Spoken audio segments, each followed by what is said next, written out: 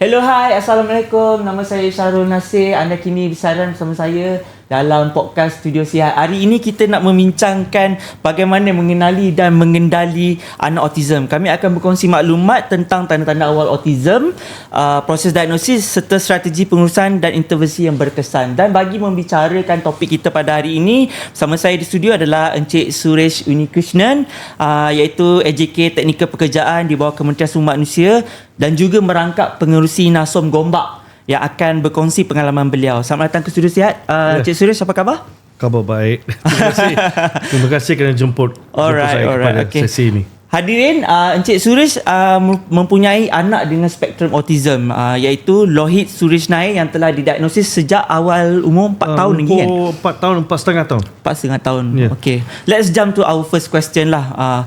Apa yang menjadi tanda awal yang membuatkan Encik Suresh curiga dengan anak yang bila tengok anak aku ni ada autism kot. Macam mana you boleh identify anak you ada autism?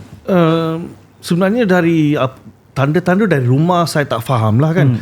Kerana saya ada dua lelaki yang lebih anak Lohit ni pada masa tu 4 tahun bongsu. Jadi yang lebih tua tu bezanya 2-3 tahun dan 5-6 tahun.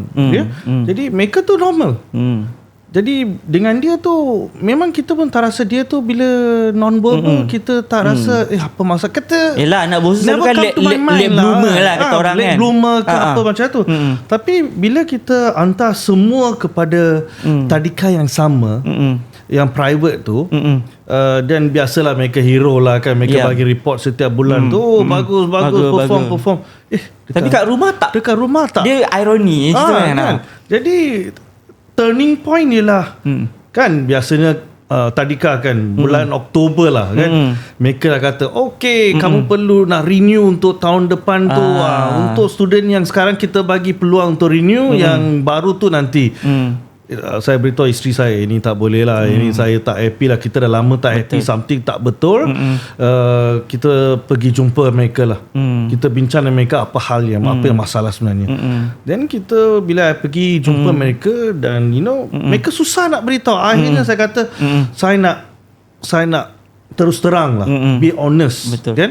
Dan barulah setiap cikgu tu mula bagi tahu ya memang saya ada masalah macam ni, dia memang tak cakap ke apa-apa ke, dia emosi banyak ke. Saya mengapa tak beritahu? Betul. Dah 2 tahun belajar dengan center kamu ni, tadika kamu, mengapa tak beritahu? Mungkin kita dah bawa dia jumpa doktor lebih awal. Jadi saya pun tak renew lah dekat sana. Saya mula-mula bawa dia berjumpa seorang doktor kawan saya, memang lebih kepada GP, bukan spesialis. Dia tak ada kepakaran dalam ni, tapi mungkin dia ada baca online ke apa. Then bila jumpa dia kata memang there's something odd about your kids. Selepas bercakap dengan kita dan bercakap dengan Lohit, how are you Lohit, dia boleh rasa dia memang. Dan dia kata dia bagilah surat referral, pergi jumpa doktor dekat HKL ke mana-mana. Kerana saya tak boleh nampak lah ada tanda-tanda tu. Dia boleh ini tak fokus mata tu, ada color fokus, ada color tak fokus. Dia boleh tak boleh beritahu ayat tu lebih daripada 2 atau 3 ayat dan sebagainya pada masa tu. Kan? Itu yang turning point. Dan dengan surat referral tu kita mula-mula pergi ke HKL. Tapi bila kita pergi HKL tu bulan November saya rasa 2018 ke, tak silap saya lah. Bila terlalu ramai patient dekat sana, jurawat pun kata perlu tunggu 6 bulan. Itulah cabaran dia nak kena menunggu lama. 6 bulan.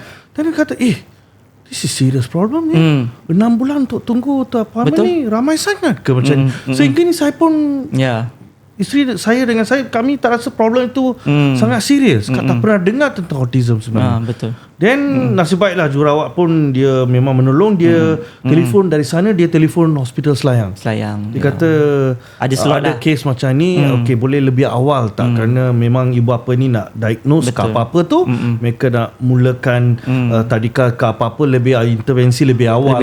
Betul. Dan kita dapat appointment bulan Januari 2019 tak silap saya.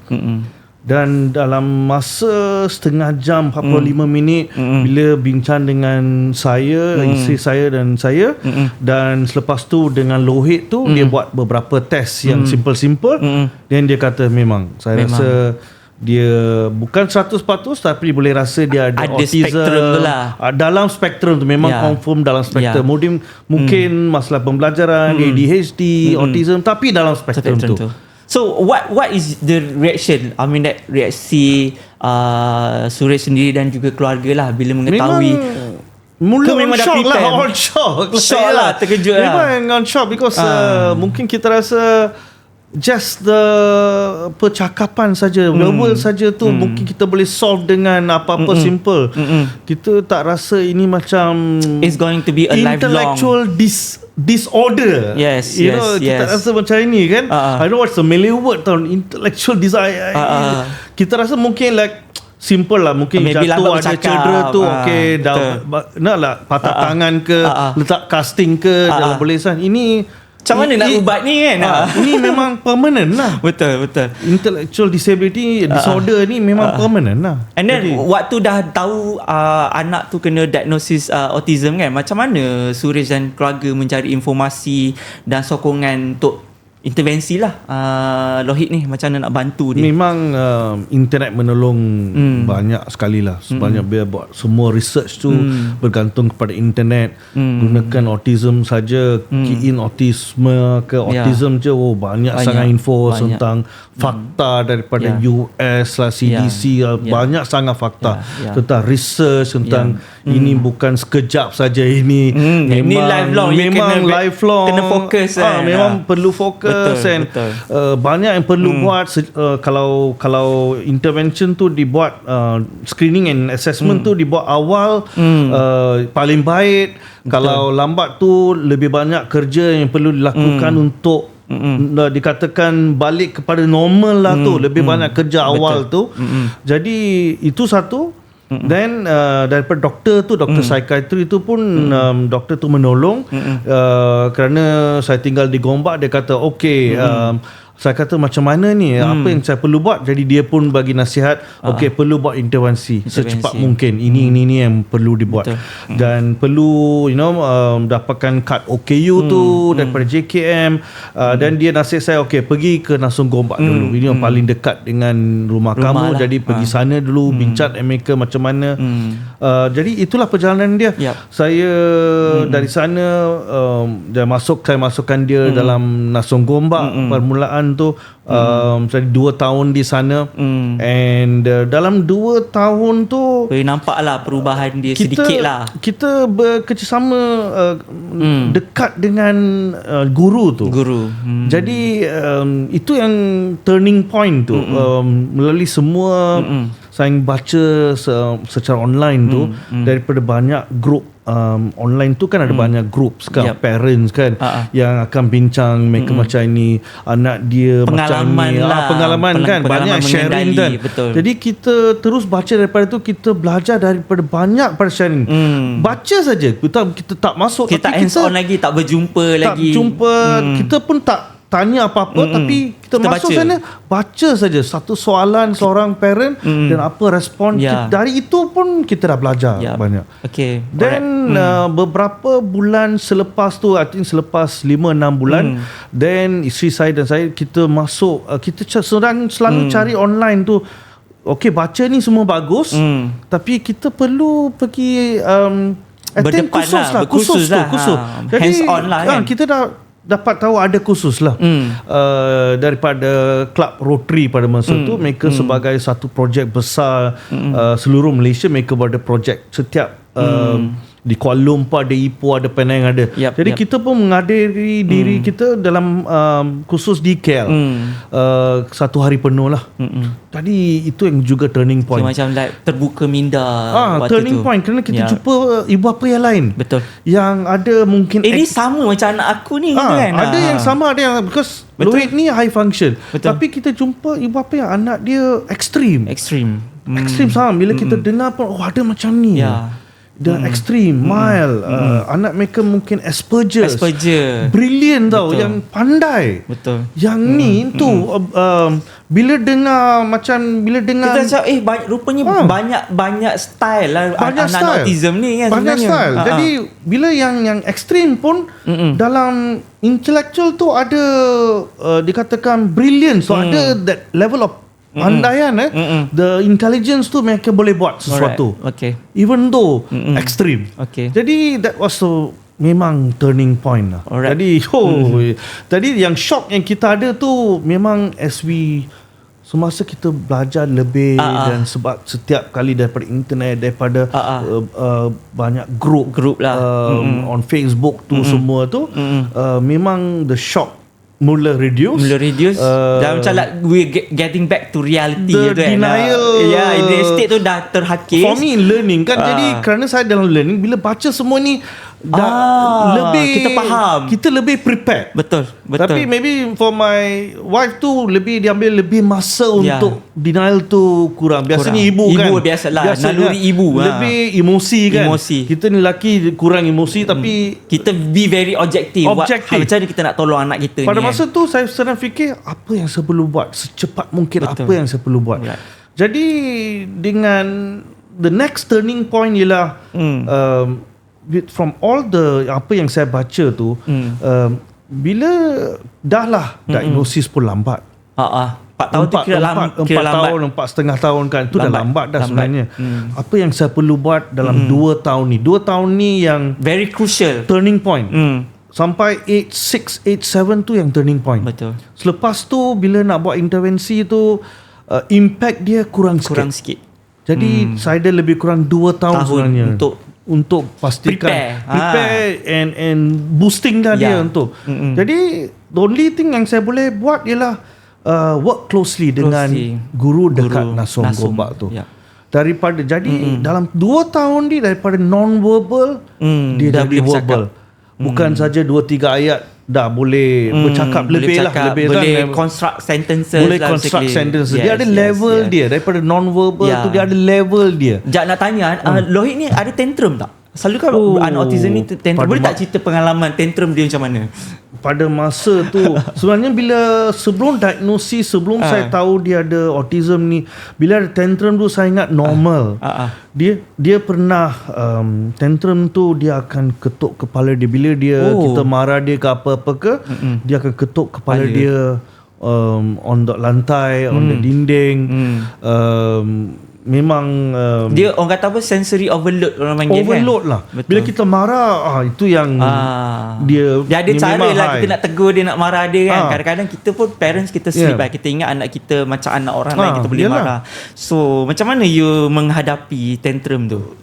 Yang selepas apa yang saya belajar online tu, apa yang selalu saya perlu buat untuk turn around, yang nak tukar tu behavior tu, nak correct kena behavior tu. Macam mana saya tukar tantrum tu ialah bila dia buat macam tu, saya perlu pegang dia dengan kuat. Ada pun cara dia nak pegang dia, nak katakan macam ni, pegang dia kuat. Dia tangan dia macam tu, macam dia keraskan tangan dia, straight jacket. Saya perlu pegang dia tapi tak boleh terlalu kuat, nanti pula dia lemas pula kan. Pegang kuat sehingga level emosi tu turun. Because dia tak boleh nak regulate emosi dia kan. Saya mesti jaga juga kerana pegang dia, kepala dekat sini, dia pada ni saya pula kena. Kita pun cedera juga kan. Saya mesti pastikan kepala dia di sini, tak ada di depan. Dan ada cara dia dari online kita belajar, daripada semua grup dan sebagainya. Pegang kuat sehingga emosi kurang ke kosong lah. Jadi itu mungkin ambil masa 5 minit hingga mungkin 20 minit. Depends on situasi tu. So it's good to know. To change that was setiap kali perlu buat tu untuk beberapa bulan. Sehingga dia barulah dia tak berhenti buat tu. Okay. Selain daripada that you learn about how to regulate dia punya emosi kan. So dekat Nasom tu terapi apa yang diajar ataupun yang dipraktikkan untuk correct the behavior? Sebenarnya banyak yang mereka ajar. Contoh ialah mereka akan ajar budak tu untuk lihat budak lain. Biasanya budak autism ni dia cepat belajar daripada budak lain. Yang baik pun dia ambil, yang tak baik pun dia ambil. Yang kacau budak lain pun dia ambil. Yalah, biasalah peer pressure. Sometimes budak tu mungkin gunakan bahasa yang tak baik. Dia akan cepat pick up. Cepat dia pick up dan dia boleh macam tape recorder. Dia pandai. Dia boleh repeat balik. Benda tu pandai pula, laju pula dia. Pandai, dia boleh pick up dalam 2, 3, 4 kali dia dengar. Dia boleh dah macam record. Dia boleh repeat balik. Itu yang tak best lah. Sampai sekarang pun kalau dia dengar, dia boleh repeat balik. Jadi untuk pastikan, itu mungkin kelebihan dia kan, berbanding dia cepat menghafal lah. Dua pun masalah lah kan. Kalau dia semua yang dengar baik, okey lah kan. Kalau dia benda tak baik melalui environment dia, betul, dia selalu dengar yang negatif, dia akan pick up yang negatif lah. Betul. Itu yang ongoing ni, memang itu yang masalah tu. And then talking about that, I mean that environment kan, of course Suresh mengalami dilema dalam memilih sekolah yang terbaik untuk anaknya. So sekarang Lohit darjah berapa? Sekarang darjah 4. Darjah 4. Jadi dia bersekolah di mana? 2 tahun di Nasong Gomak. Selepas tu bila capai umur 7, saya dah pindahkan dia ke sekolah PPKI. Sekolah yang penuh tapi yang dia ada PPKI lah, program interaksi kan, untuk special needs kan, budak berkeperluan khas ya. Jadi saya dah pindahkan di sana, dan pada masa yang sama saya juga hantar dia, macam pagi dia pergi ke PPKI, dia balik, dia tukar pakaian, makanan semua tu, mandi semua tu, dia akan selepas tu pergi ke center autism, yang special lah, yang prior lah. Jadi kita rasa mereka, because dekat PPKI pun saya pun faham masalah dekat PPKI. Untuk guru-guru ni ramai, studentnya ramai, cikgunya resourcesnya tak banyak. Cikgu tak ramai, dia punya guru pembantu tak ramai.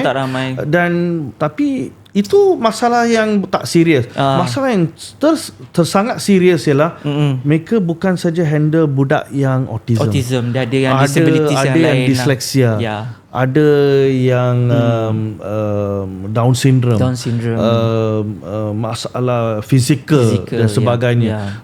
Terlalu ramai, multiple disability. Betul. Bukan saja autism sahaja. Jadi bila nak ada semua ni, dan pastikan kurikulum dia ada.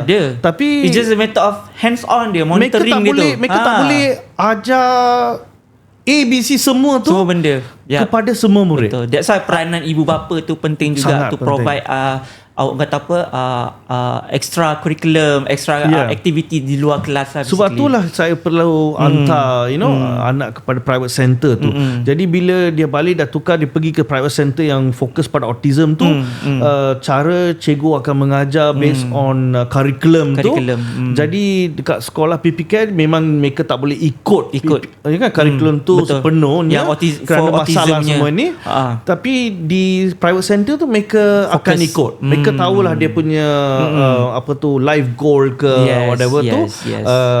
Mungkin based on dia punya kepakaran dia. So kebolehan pada kebolehan nak tanyalah macam Lohit ni, dia selalu kan ada anak autism ni kebolehan dia melukis, mewarna. So Lohit apa dia punya kepakaran dia ataupun kelebihan dia? Saya rasa kepakaran pada masa ni, which is yang minat dia sekarang lah, sangat berbeza dengan situasi dia bila umur 4 tahun, bila dia non-verbal.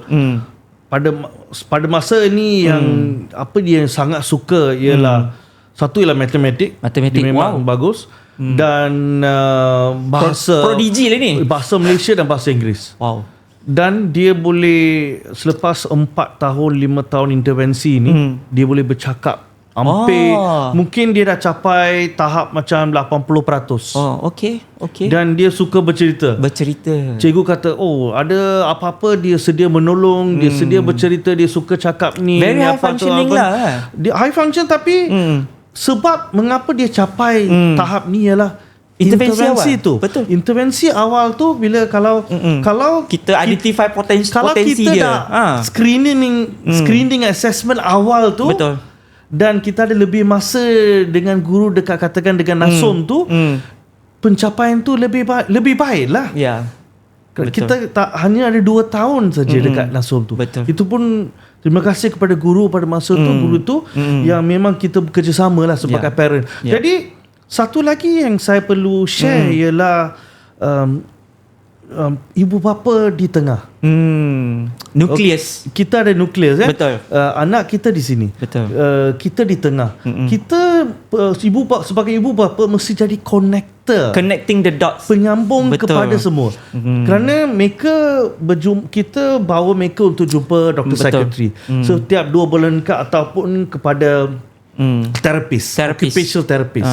Occupational kan? therapist, daripada semua setiap 2 bulan dekat katakan Selayang kita bawa dia ataupun private center semua mana-mana. Apa-apa feedback yang mereka bagi tu kita tak boleh simpan pada kita. Kita mesti transfer info the kepada knowledge katakan guru Nasum. Betul.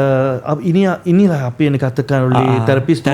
Tolonglah bila setiap hari bila kamu berjumpa dia you tengok, bila sesuai tu cuba cover yang ini. Yes.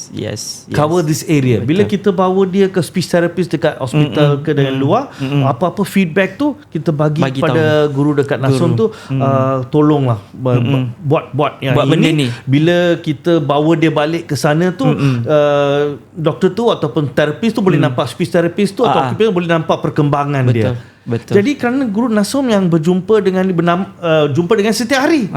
Terapis tu mungkin setiap 2 bulan ke macam tu kan. Lah. Dia bagi macam homework lah. Okey, buat ni di rumah dan sebagainya, buat ni. Betul. Jadi sebab tu kita connected dengan guru dekat Nasum. Jadi hari ni kita jadi connector antara guru di PPKI dan juga di private center tu. Jadi setiap beberapa bulan tu katakan doktor dekat hospital lain tu akan bagi 1 borang. Sebelum the next visit setiap 3 bulan tu akan ada review. Borang tu sebelum macam mana, selepas macam mana. Borang tu macam review lah. Jadi sebelum ni appointment selepas ni 3 bulan lagi. Dia akan bagi 1 borang. Sebelum tu mungkin seminggu 2 minggu sebelum tu berikan kepada 2 guru dekat dekat sekolah dan private center ni, tolong isi. Bila datang tu kita review. Selepas tu based on the review dia akan bercakap dengan Lloyd sekali lagi. Macam mana you, how are you, semua tu berdasarkan feedback tu. Selepas tu dia akan bagi borang lagi. Jadi setiap 3 bulan ke 4 bulan ialah peluang untuk review. Dan bila review tu dia akan bagi feedback. Beritahu cikgu dekat sini dekat sekolah dan private center ni, the review bagus. Betul. Tapi sekarang tolong buat ni. Dia yang penting documentation dan juga implementation lah. Dan ada sebab mengapa dah buat ni, sekarang nak buat apa tu. Ada the next milestone dikatakan kan, dekat next step tu. Next step. Let's kita move on to the same point lah. Basically orang kata it takes a village to raise a kid. Apatah lagi anak autism kan. So macam mana Suresh melihat peranan community, especially Nasum lah, dan juga peranan keluarga, peranan jiran, peranan masyarakat lah dalam membantu in making sure that anak autism kita ni potensi dia dicongkir dan juga dia mendapatkan yang terbaik lah basically. Saya rasa dalam 5 tahun ni saya boleh nampak banyak perubahan. Early stage tu bila dia umur 4 tahun, 4.5 tahun, bila tak boleh bercakap, dan selepas tu bila dia mula bercakap tu susah untuk dia berkawan. Walaupun dia sangat outgoing, tapi ada dia tak reti. Budak-budak di neighbours lah, ada rumah berjiran semua tu ada. Tapi bila dia keluar nak main bersama-sama dengan abang-abang dia, yang lain tu tak nak lah. Jiran tu macam jiran, I think maybe dia orang abang dia sendirilah yang tak nak bawa dia. Abang dia abang dia mungkin bukan perfect, bukan dia mereka bukannya faham perfect, tapi budak-budak lain so I think maybe because dia orang tak faham bila nak main bola tu katakan tak nak geng dengan dia. Mungkin susah untuk dia faham. I think maybe because nak berkomunikasi susah. Komunikasi satu mungkin susah untuk dia faham faham game tu macam mana nak so, orang main. macam alah tak payahlah drop lah dia macam tu. Drop dia lah. Tak nak lah dia. Tak nak, nanti nak kena explain kat dia kan. Tak nak dia dalam team kita lah. Macam mana dia nak main. Selalu buat salah, buat ni salah tu susah nak main. Lepas tu dia pun boring lah. Dia pun balik ke rumah, dia kata mereka tak nak main lah dengan saya lah macam tu. So how do you tackle that, ataupun you bring the parents together ke? So at least because parents kan boleh bercakap dengan anak dia, kata Lohit ni macam ni. So sana macam susah lah kan. Susah kita nak, bukannya parent yang masalah kan, anak, budak yang betul. Kadang kita boleh paksa kawan lah kawan, tapi kita tak nak kawan tak boleh juga. Susah juga. Jadi mula-mula kita pernah cuba lah, when you go there, tolonglah bagi Lohit main ke apa. Mula mereka macam tak suka lah kan. Budak bila boleh nampak tu budak-budak tak suka bila kita beritahu macam-macam kena paksa tu kan. Tak boleh, mereka memang tak suka. Jadi tak boleh paksa lah budak-budak tu. Jadi tapi bila dia boleh lebih bercakap, lebih fasih dan sebagainya pada hari ini, barulah situasi hari ini, baru dia boleh bersocialize dia lebih lah. Dengan jiran, budak di jiran dia boleh. Okay, mereka nak bermain bola ke bola jaring ke main dekat rumah tu senang berkawan lah. Lebih senang hari ini. Beza daripada 5 tahun dah. Jadi ibu bapa lain pun lebih memahami daripada 5 tahun. Jadi saya rasa awareness tu penting. Sudah I think ada impact daripada semua yang berlaku di Malaysia pada masa ini. Mungkin apa yang mereka dah belajar dalam mereka dah baca dalam internet ke dia mana-mana dalam media kan? Pun dah tunjuk media kan. Saya rasa dalam 5 tahun ni mereka lebih ramai orang faham dan bukannya 100% adalah, tapi at least positif. Kesedaran tu dah ada lah. Kesedaran ada, positif. Tapi ini mungkin kerana anak saya high function. Yang lain tak tahu. Tapi mereka yang ekstrim tu, ada saya tahu ramai parent yang dengan asuh dan sebagainya yang ada anak yang ekstrim tu. Masih adalah perkembangan dia lebih positif, lebih memahami, tapi tak cukup. So different kan. Bila mereka tantrum tu, yang ekstrim tu, tantrum dia lebih senang, emosi tu akan kan lebih senang. Mereka bawa dia anak tu keluar untuk makan ke apa. Jadi kadang-kadang macam dia simpan anak kat rumah, tak nak bawa keluar sebab takut anak tantrum tapi kena bawa keluar. Tapi masih ada yang bawa tu, selepas bawa 2, 5 kali, 6 kali, bila ada parent lain, ibu bapa lain dekat restoran ke mana-mana ke, dekat shopping mall ke, sound ke, tak tahu nak jaga anak you ke apa. That's why orang cakap before you menghukum tu, you cuba faham dulu. Bila terima komen tu sekali, 2 kali, 3 kali, bila tajam tahu apa yang mereka kata, tak tahu jaga ke anak ni. You know? To come to our point right now sebab kita cerita pasal anak so taking its toll on your mental health lah basically. Bila menjaga anak autism ni, bagaimana you menjaga kesihatan mental dengan anak autism? Memang susah. Bila anak saya high function pun kita affected.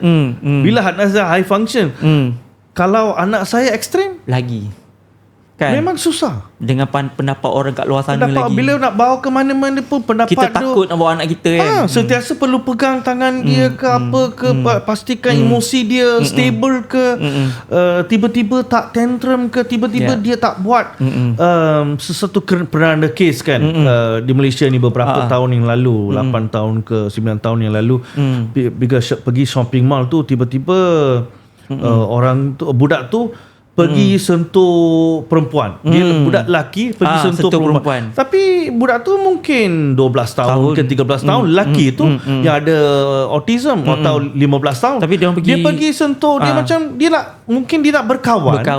Dia tak fikir yang negatif apa-apa. Betul. Dia nak berkawan, dia pergi mungkin pegang sentuh ke pegang tangan perempuan. Nampak macam inappropriate lah. Tiba-tiba ada orang pukul lah. Ibu perempuan tu kata, apa yang buat apa ni, pakat panggil security ke apa, polis datang. Pernah ada. Betul. Pernah ada sampai banyak kes yang sampai tahap polis datang. Dulu 8-9 tahun polis tak faham autism ni apa. Jadi nak file a case lah, nak buat ni, nak buat tu. Akhirnya perlu ada lawyer. dan sebagai peguam sebagainya, dan perlu pergi ke court. Akhirnya bila pergi court tu, nasib baik tu kan. Yang Arif tu faham keadaan bukan expert tapi faham tentang ni. Selepas peguam tu cerita, finally no further action ke, tak ada apa. Tapi masih ada di sana lah. Untuk yang high function tak apa, yang mild tak apa, yang untuk yang ekstrim ni, budak-budak yang ekstrim ni, dan untuk ibu bapa mereka masih masalah hari ni. Kita cakap pasal masyarakat So harapan Suresh mengenai masyarakat kita lah tentang kesedaran, kecaknaan mengenai autism ni. Apa yang Suresh nak sampaikan kepada masyarakat kat luar sana? Bila kita katakan kesedaran ni, gap dia terlalu besar dikatakan di Kuala Lumpur banding dengan katakan Taiping atau Kamunting atau mana-mana bandar suburban yang di luar Klang Valley lah gap. Dan kalau rural, mereka ramai tak faham. Ibu pun tak faham, jiran pun tak faham, siapa pun tak faham berkenaan dengan autism. Tak cukup. Jadi kena bridge the gap lah basically. Perlu bridge the gap. Perlu untuk mereka yang dekat rural tu, dekat kampung semua tu, takkanlah mereka, walaupun ada mobile phone tu, mungkin mereka tak masuk internet dan buat research ke, buat keyword ke, memang tak ada lah. Jadi perlu ada program untuk membawa community lah, the info tu kepada community, kepada mereka, berdepan dengan mereka. So that comes to our point lah. So where do these people need to find lah, especially NASOM lah. NASOM ada di mana sekarang? NASOM ada di kita ada lebih kurang 17 center seluruh negara. Di Sabah Sarawak kita ada Sabah saja di Kota Kinabalu. Tapi kita hanya tak ada di 3 negeri, di Kelantan, Negeri Sembilan dan Johor. Tapi so ni semua is a reach out lah. So kalau I mean that people in Kelantan, Kelantan, Johor, Negeri Sembilan dan Johor tak ada lah. Kalau tak ada, boleh reach out dengan NASOM lah. Boleh reach out to NASOM and say kalau mereka memang ada interest untuk set up center budak-budak ataupun bring the information dari community lah. Boleh lah mungkin set up NASOM center tu.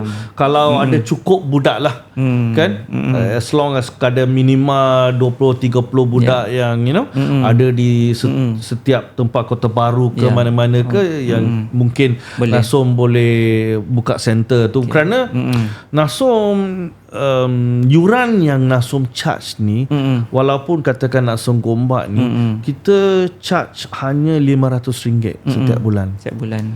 Tak cukup sebenarnya. Tak cukup. Memang kita perlukan dana daripada private, daripada memang public daripada government, dana daripada government, daripada private sector, daripada individu. 500 yuran sebulan tu memang tak cukup. Okay. Kerana di luar sana, private center dekat luar sana lagi mahal. Mereka charge paling minima pun RM1,000. Ada yang lebih mahal RM2,000, RM5,000, RM5,000 setiap bulan pun ada. Kita charge RM500. Kerana target kita ialah bagaimana nak menolong mereka parents yang parents yang di bawah B40, B40. Jadi setiap center kita kebanyakan kita ada B40 dan sedikit M40, tapi paling ramai ialah dalam kategori B40. Alright, okay. Kita dah nak sampai ke penghujung podcast kita. So in 15 second lah, harapan Suresh terhadap anak Lohit ni, apa you nak tengok dia bila dia besar nanti? Kita masih apa yang saya paling masih pening ialah untuk cari apa talent dia, apa skill dia yang saya boleh menolong untuk terus menolong dia untuk mengembangkan talent tu. Dia, nak cari talent tu dalam budak yang ada autisma ini susah. Budak yang normal tu mungkin bagi game tu, game ni tu boleh dah cari dia pandai melukis ke apa-apa ke. Jadi dalam untuk budak autisma tu, jadi itu yang saya sedang fokus pada masa ini bersama-sama dengan guru, dengan terapis tu, nak cari apa talent atau skill tu yang kita boleh bersama-sama untuk mengembangkan talent tu. Itu yang belum fokus lagi. Itu yang saya fokus sekarang, tapi belum dapat tahu apa yang talent tu masih. Alright. Okay. Terima kasih Cik Suria sebab datang terima dan kasih. berkongsi mengenai anak dengan autism ni. Hadirin sekalian, perjalanan kita dalam memahami dan mengendali anak autism ni memang susah, memang tak mudah, tapi kita kena berusaha. Namun dengan pengetahuan yang tepat, kasih sayang yang tak terbatas dan sokongan dari komuniti, kita mampu ciptakan dunia yang lebih baik untuk anak autism ni, sebab setiap anak adalah istimewa, tak kisah autism ataupun anak yang biasa. Baiklah, saya Syarul Nasir, Nadi Malaysia Sihat dan Sejahtera bermula di sini. Kita jumpa lagi di lain episod. Bye bye.